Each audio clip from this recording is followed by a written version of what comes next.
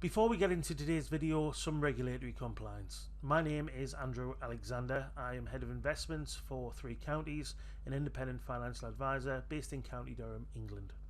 This video is for anyone who has an interest in investing and investment markets, both retail clients with no experience of investing through to industry professionals who invest for themselves and their clients.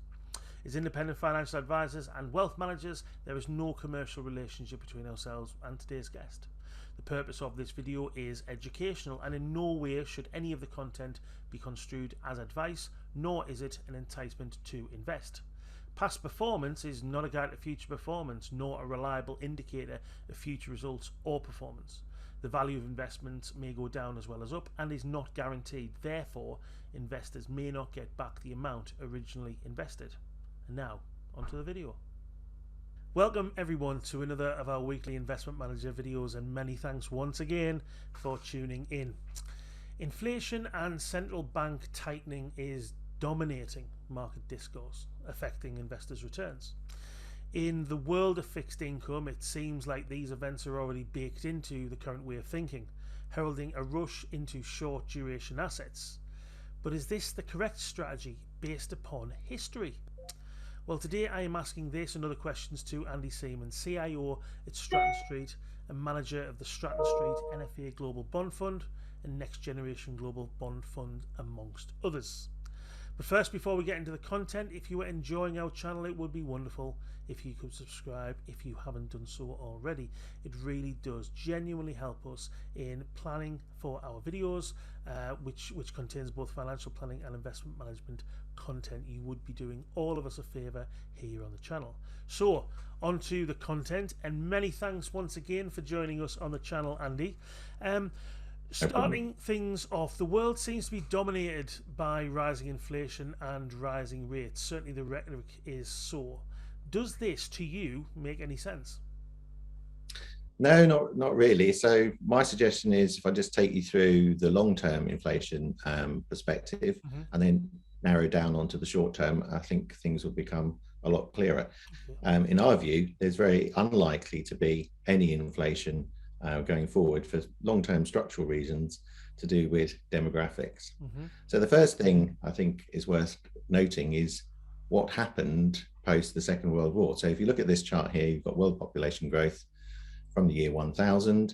Nothing much happened for the first 700 years or so on this chart, but then you can see after the First World War, you can see that the rate of population growth started to accelerate, and that continued until around 1970. World population continued to grow, but the pace of growth then started to slow really quite dramatically. And it's this pace of growth that affects overall growth, as we hope to demonstrate in the next couple of slides. So here's Treasury yields, looks very similar pattern, peaked around 1981, so not quite at the same level as where global growth in population peaked, but not far off.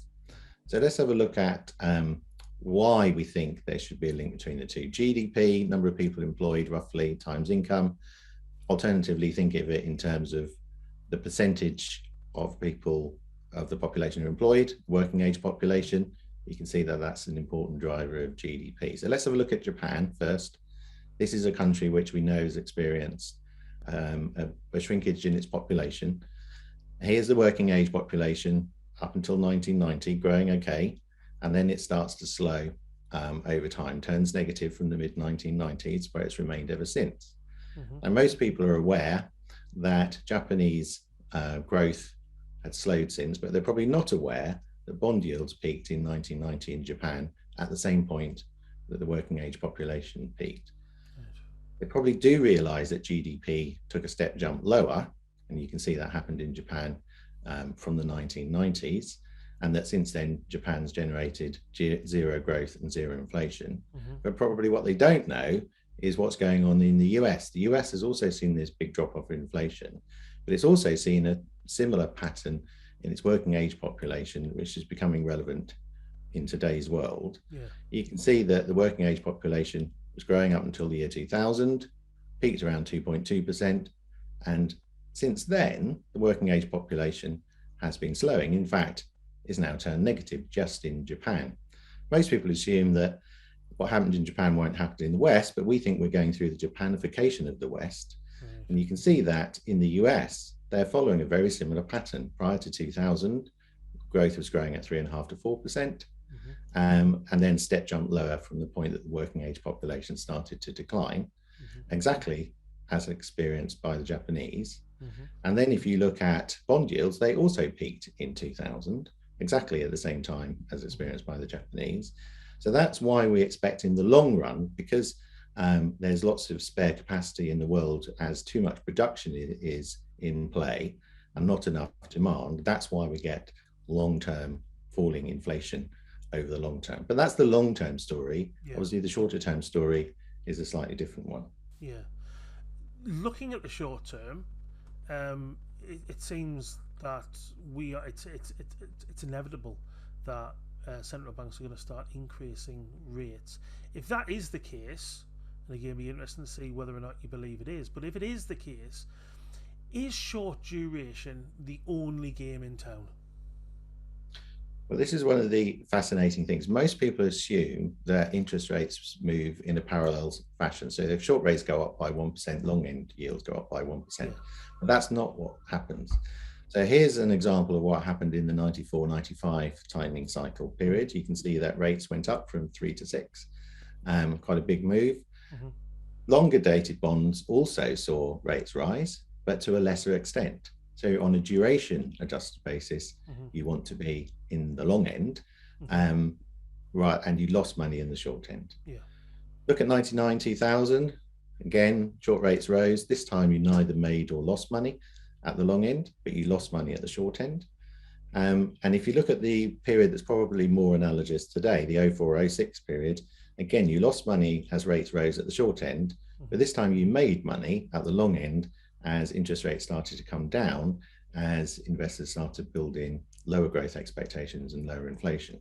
Yeah. So in fact, based on history, in the last 3 tightening cycles, you've always lost money at the short end, 100% of the time, and sometimes you've made or lost money depending on where you are in the cycle at the time as to when that tightening occurred. Credit spreads also tend to blow out. So the blue line here represents the end of the period, but the red line represents the starting period, where spreads in high quality bonds actually came in during the first stage of that tightening cycle, whereas spreads at the long end actually blew out as those high yield companies found it more difficult to refinance themselves in the face of rising interest rates. So people are sat at the short end often in high yield, but that's actually one of the worst places to be in a tightening cycle. And whilst we haven't had a big move yet in US high yield, we've only moved 30 or 40 basis points from the lows. We are off the lows just as talk about the Fed tapering and tightening is taking place. Wow. So yes, we are moving into interesting times. Bearing in mind all of this, bearing in mind all the work that you do at Stratton Street, how are you positioned, and more importantly, why? Okay, so a couple of things, first of all, just to highlight. So first of all, global growth is actually slowing really quite dramatically. Right. So I'm just going to call up a slide which shows where we are in the global growth cycle.